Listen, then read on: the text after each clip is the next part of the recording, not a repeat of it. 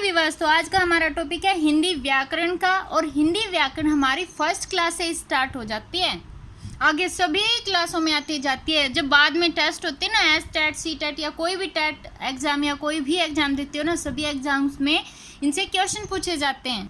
जब बच्चे को स्टार्टिंग से ही हर चीज़ क्लियर होती जाएगी ना, फिर उसको बहुत ईजी लगेगा सब कुछ। तो हिंदी व्याकरण में हमारा फर्स्ट टॉपिक होता है भाषा का। भाषा क्या होती है, बिल्कुल डिटेल से हर चीज़ समझेंगे। और इसी वीडियो में हम भाषा के बारे में, लिपि के बारे में, स्वर, व्यंजन, संयुक्त व्यंजन, इन सब के बारे में आपको डिटेल से बताएंगे। बस आपको वीडियो को ध्यान से सुनना है, हर कंसेप्ट क्लियर हो जाएगा आपका। सबसे पहला ही क्वेश्चन बनता है कि भाषा किसे कहते हैं, भाषा क्या है। तो इसका बिल्कुल ईजी लैंग्वेज में आपको समझाएंगे। एक बार बता देते हैं इंट्रोडक्शन इसकी। जब हम किसी से भी बात करते हैं, चाहे आप मेरे से करते हैं या फिर आपके घर वालों से करते हैं, जब भी आप किसी से भी बात करते हैं तो अपनी बात को आप दूसरे तक पहुंचाते हैं ना, उस भाषा को उस दूसरे तक पहुंचाने का जो ढंग होता है उसको भाषा कहते हैं। ये देखो, अपनी बात को दूसरों तक पहुंचाने के ढंग को भाषा कहते हैं। और दूसरों तक हम अपनी बात को कितने तरीके से बताते हैं, वो भाषा के भेद हो जाते हैं। जैसे जब हम अपनी बात को बोलकर दूसरों तक पहुंचाते हैं उसको मौखिक भाषा कहते हैं। अगर लिख कर दूसरों तक पहुंचाते हैं, मतलब दूसरे को अपनी बात समझाते हैं, कहने का ये मतलब है। अगर लिख कर बताएंगे अपनी बात को, लिखित भाषा हो गई। अगर बोलकर बताएंगे अपनी बात को तो मौखिक भाषा होगी। मौखिक भाषा में हम अपनी बात को बोलकर बताते हैं और सुनकर समझते हैं, ठीक है। और लिखित भाषा में हम अपनी बात को लिख कर बताते हैं और पढ़कर समझते हैं।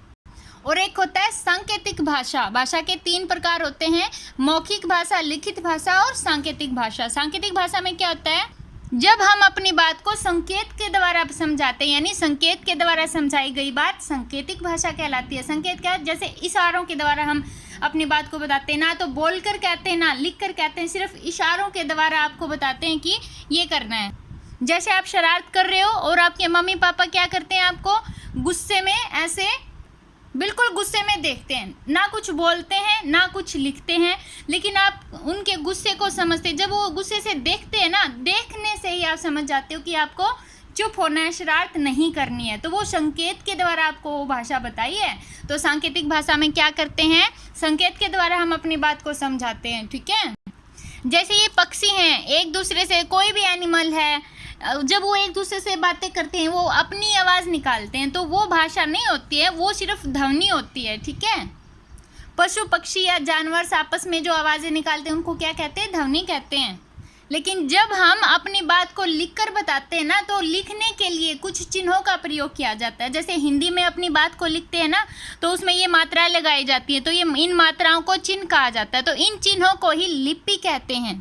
तो यहाँ पे क्वेश्चन बनता है, लिपि किसे कहते हैं, भाषा को लिखने के लिए जिन चिन्हों का प्रयोग किया जाता है उन चिन्हों को लिपि कहते हैं। हर एक भाषा की अपनी लिपि होती है। जैसे हिंदी की लिपि कौन सी होती है, देवनागरी। लेकिन जैसे आप कह रहे हो कि मुझे कुछ काम है, इन्हीं बातों को अगर आप इंग्लिश में लिखते हो, मुझे कुछ काम है, यही बात, जैसे आप व्हाट्सएप पर मैसेज करते हो ना, बोलते तो लिखते तो हिंदी वाली बात हो, लेकिन इंग्लिश वाली ABCD यूज़ करते हो लिखने में, है ना, तो वो भी उसकी लिपि ही है, ठीक है। हर भाषा की अपनी एक लिपि होती है, ठीक है। और उस भाषा को लिखने के लिए जिन चिन्हों का प्रयोग किया जाता है उसको क्या कहते हैं, लिपि कहते हैं।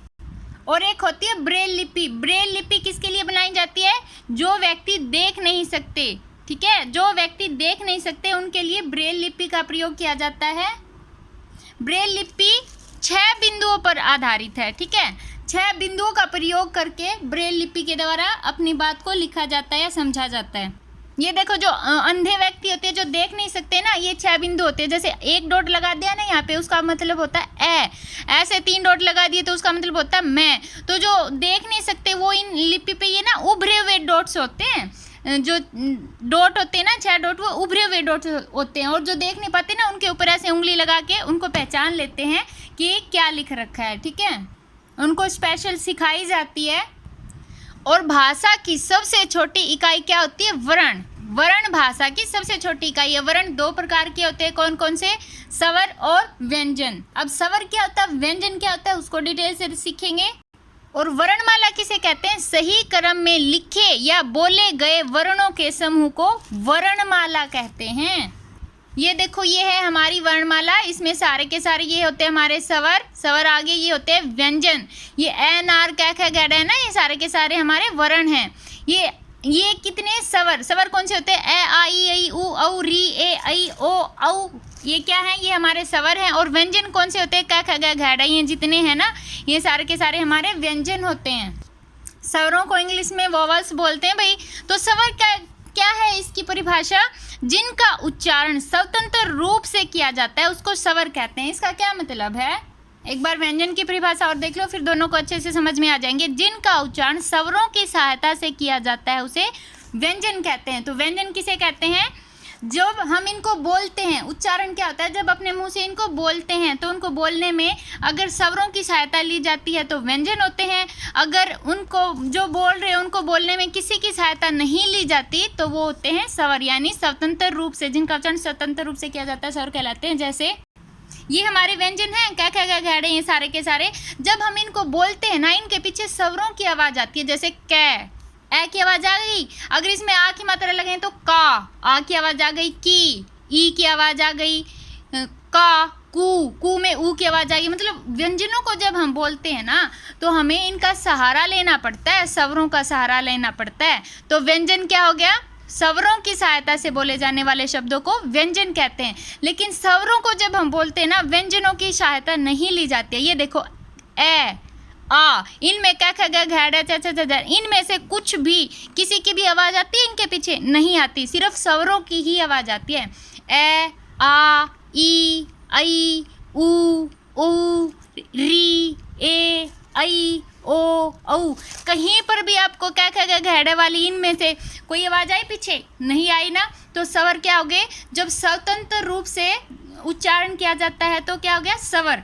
जब स्वरों की सहायता से उच्चारण किया जाता है तो वो हो गया व्यंजन। ओके। और क्या होता है बच्चों? स्वरों की अपनी मात्राएं होती हैं। ये देखो, ये स्वर हैं, इन सभी स्वरों की ये मात्राएं हो गई। ठीक है, व्यंजनों की मात्राएं नहीं होती, स्वरों की अपनी मात्राएं होती हैं। ए स्वर से, स्वर के बिना वर्ण अधूरा होता है। जब आप व्यंजन अधूरा होता है, जब आप व्यंजन वाला वर्ण अधूरा होता है। जब आप व्यंजन को बोलते हो ना, अगर उसमें स्वर की मात्रा नहीं आई या स्वर की आवाज़ नहीं आती है तो वो व्यंजन अधूरा है, आधा है। स्वर मिलने से ही व्यंजन पूरा होता है। जैसे ये ना कै, ये आधा कै प्लस ए होता है। ये अगर इसमें स्वर नहीं होएगा ना तो इसके नीचे डैश होएगा, इसका मतलब ये आधा कै होता है। ठीक है, ये देखो आधा कै है ये प्लस ए, तब बनता है कै। पूरा व्यंजन कब बनेगा? जब उसमें स्वर जुड़ेगा। अगर का बोलना है तो आधा कै प्लस आ, का। ये देखो, हमने जब व्यंजनों का उच्चारण कर रहे हैं, हम व्यंजनों को बोल रहे हैं तो साथ में स्वरों की सहायता लेनी पड़ रही है ना। ये देखो, की, आधा कै और प्लस ई, ये की, तब बना ना पूरा व्यंजन। तो व्यंजन क्या हो गए? स्वरों की सहायता से बोले जाने वाले शब्द व्यंजन कहलाते हैं। आप इसमें पूरी के पूरे देख सकते हो। अगर मैं हर एक वर्ण को बोल के बताऊंगी ना तो बहुत ज़्यादा टाइम लग जाएगा। अब बताओ बच्चों, भाषा की सबसे छोटी इकाई क्या है? वर्ण। वर्ण कितने प्रकार के होते हैं? 2, स्वर और व्यंजन। और सही क्रम में लिखे गए वर्णों के समूह को क्या कहते हैं? वर्णमाला। स्वरों की अपनी मात्राएं होती है कि नहीं होती? होती हैं। व्यंजनों की मात्राएं नहीं होती। स्वरों की मात्रा मिलाने पर ही व्यंजन पूरा माना जाता है। स्वरों के बिना तो व्यंजन अधूरा होता है, यानी आधा होता है। अब ये देखो, जैसे इसमें बच्चों को अच्छे से समझाने के लिए स्वर और व्यंजन छाट के आपको इसमें लिखने, इस साइड स्वर लिखने, इस साइड व्यंजन लिखने हैं। तो एन आर वाले सारे के सारे स्वर होते हैं, वो स्वरों के नीचे लिखेंगे। और जो कै ख ग घ ड़ वाले हैं वो सारे के सारे व्यंजन होते हैं, वो व्यंजनों के नीचे लिखेंगे। ये मेरी बेटी की बुक है, उसने राइट कर रखे हैं। ये देखो, जैसे इसने लिखा वर्णों को जोड़कर शब्द बनाएं। ये इसने वर्ण कौन से लिख रखे हैं? स्वर और व्यंजन सारे मिलाकर लिख रखे हैं। और क्या बनता है? कै, ए, ले, आ, केला, से, ए, से, रे, ले, आला, सरला, ऐसे बनते हैं ये। इसमें आपको क्या समझाया गया? यही बताया गया है कि व्यंजन स्वरों के बिना अधूरे हैं, व्यंजन स्वरों से ही पूरे होते हैं। ठीक है, स्वरों की सहायता से ही बोले जाते हैं व्यंजन। और बच्चे कई बार भूल जाते हैं स्वर कितने, व्यंजन कितने, उसको आपको एक ट्रिक से बताएंगे। ये देखो, स्वर में ये वे आ रहा है ना, तो इसको आपने समझना कि ये 9 है। ठीक है, 9, और ये एक ही साइड हो गया, इसके एक ही साइड हो गया, तो 9, 10 11 हो गया ना, 9 10 11। अगर हम इनको जोड़ेंगे तो कितना बन जाएगा हमारा, 11 बन जाएगा, ठीक है। अब ये देखो व्यंजन, व्यंजन कितने होते हैं हमारे, 33 व्यंजन में ये आ रहा है ना, ये ऐसे, इसको एक बार और अगर हम ऐसे कर देंगे तो क्या बन जाएगा, ये 3 बन जाएगा, यानी 3 2 बार आ गया 33। व्यंजन कितने हो गए हमारे, ये को ऐसे कर देंगे तो 33 हो गए। और सवर में क्या करेंगे, ये वह है ना, ये 9 बन गया, 10 11 हो गए हमारे सवर। और व्यंजनों में ना कुछ संयुक्त व्यंजन होते हैं, संयुक्त व्यंजन क्या होते हैं वो भी बताएंगे। अनुस्वार, अनुनासिक, ये समझो एक बार। अनुस्वार क्या होते हैं, जैसे अंग से अंगूर है ना, ये अंग से अंगूर बोलते हैं इसको, अंकी बिंदी वाला है ना।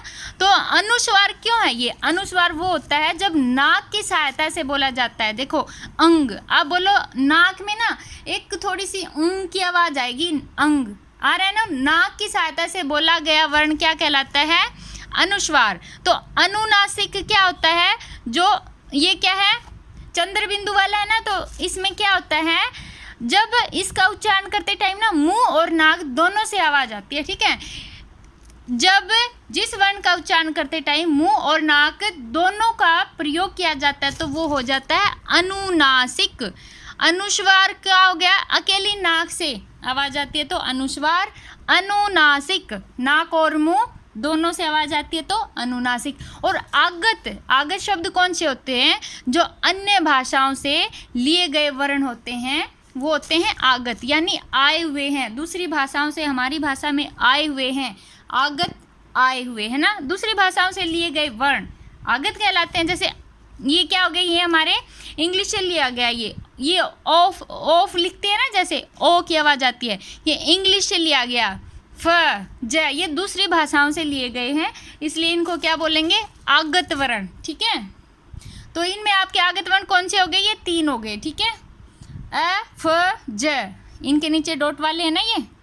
अब आगे है संयुक्त व्यंजन। संयुक्त व्यंजन क्या होते हैं, जब 2 व्यंजन मिलकर बोले जाते हैं तो संयुक्त व्यंजन कहलाते हैं। तो अकेला व्यंजन क्या होता है, जब स्वरों की सहायता से जिसका उच्चारण किया जाता है व्यंजन कहलाता है। लेकिन जिसमें जब 2 व्यंजन इकट्ठे आ जाते हैं ना उसको संयुक्त व्यंजन कहते हैं। जैसे अक्षय है ना, ये अक्षय को कैसे लिखेंगे, अकेला क्या होता है, कैसे बनता है बच्चों, आधा कै और प्लस ए, क्या बनता है ना, अक्षय कैसे बनता है, आधा कै, ये षटकोण वाला आधा से और ए, इन तीनों से बनता है अक्षय, क श ए, अक्षय।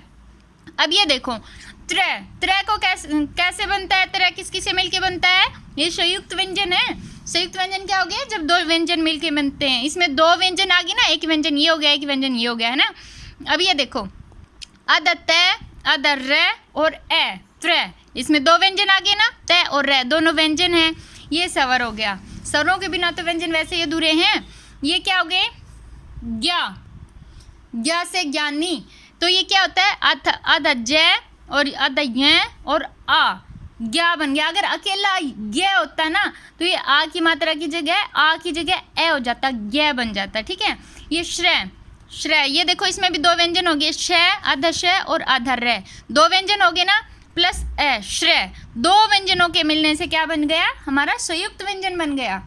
अब आगे देखो बच्चों, ये है संयुक्त अक्षर। संयुक्त अक्षर क्या होते हैं, जब एक आधा व्यंजन आता है और एक पूरा व्यंजन आता है। ये हो गए, ये आधा से और से, रस, जैसे ये रस्सा है ना, इसमें आधा से और आधा से, ये तो पूरा शब्द बन गया। लेकिन संयुक्त अक्षर क्या है, इसमें सस, मम, चच, ठीक है। अम्मा में संयुक्त अक्षर क्या है, मम, सच्चा में चच, पत्ता में तत्। तो ये हो गए हमारे संयुक्त अक्षर।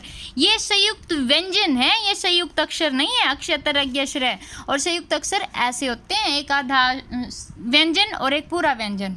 और एक ये देखो बच्चों, पाई किसे कहते हैं, ये देखो जैसे ये वाली आ की मात्रा होती है ना, ये पीछे एक डंडा होता है, इसको पाई बोला जाता है। तो ये आपसे पूछा जाए अगर पाई वाले वर्ण कौन से हैं, ये जिसके पीछे ये ऐसे वन लगता है ना, वो सारे के सारे पाई वाले वर्ण हैं। देखो स में पीछे वन लग गया, इसमें भी लग गया, इनके अलावा और भी जितने वर्ण हैं, जितने व्यंजन हैं ना, उनके पीछे अगर ये वन लगता है ना, ये डंडा, तो वो पाई वाला वर्ण हो गया, ठीक है। और बिना पाई वाले वर्ण क्या होते हैं, जिसमें ये पीछे ये नहीं लगता, ठीक है, ऐसे करके सिर्फ ऐसे छोटा सा ये आके ऐसे होता है, जिसमें भी ऊपर छोटा सा वन होके ऐसे किसी साइड भी घूम जाता है, वो बिना पाई वाले वर्ण हो गए।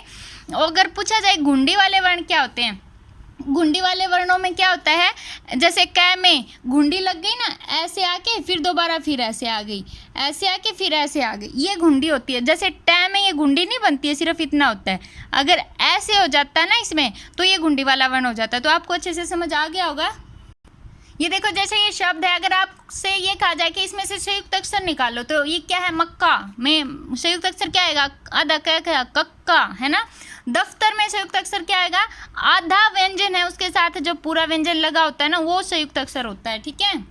ये देखो, इसमें भारत के हमारे राज्य है और यही साइड है इनकी भाषा, कौन से राज्य में कौन सी भाषा बोली जाती है। अगर स्टार्टिंग से ही बच्चे अच्छे से करते हैं ना, तो बाद में उनको कुछ भी दिक्कत नहीं आती कोई भी एग्जाम पास करने के लिए, ठीक है। हर एग्जाम क्लियर हो जाता है अगर स्टार्टिंग से ही बच्चा हर चीज़ समझता है और सीखता है। तो ये देखो, पंजाब में पंजाबी, छोटे छोटे बच्चों को ही आ जाती है। पंजाब में कौन सी भाषा बोली जाती है, पंजाबी। कर्नाटक में कन्नड़, कैसे कर्नाटक कैसे कन्नड़, और पंजाब का तो ऐसे ही सेम मिल रहा है। हरियाणा में हरियाणवी, ये भी सेम मिल रहा है। गुजरात में गुजराती, ये भी मिल रहा है। केरल में मलयालम, ठीक है, केरल में ले आ रहा है ना, मलयालम में भी ले आ रहा है। तो केरल में कौन सी भाषा बोली जाती है, मलयालम भाषा। तो बच्चों, नेक्स्ट वीडियो में हम संज्ञा, सर्वनाम, विशेषण, वचन, लिंग बदलो, ये सारे करवाएंगे। तो हमारी नेक्स्ट आने वाली वीडियो भी आप जरूर देखना, चैनल को सब्सक्राइब जरूर करना, और जो बेल आइकन होता है ना, उस पर दोनों साइड, जो बेल के दोनों साइड ऐसे निशान होता है ना ऊपर, वो वाला बटन जरूर क्लिक करना, ताकि हमारी हर वीडियो आपके पास पहुंच जाए। इसके बाद टाटा।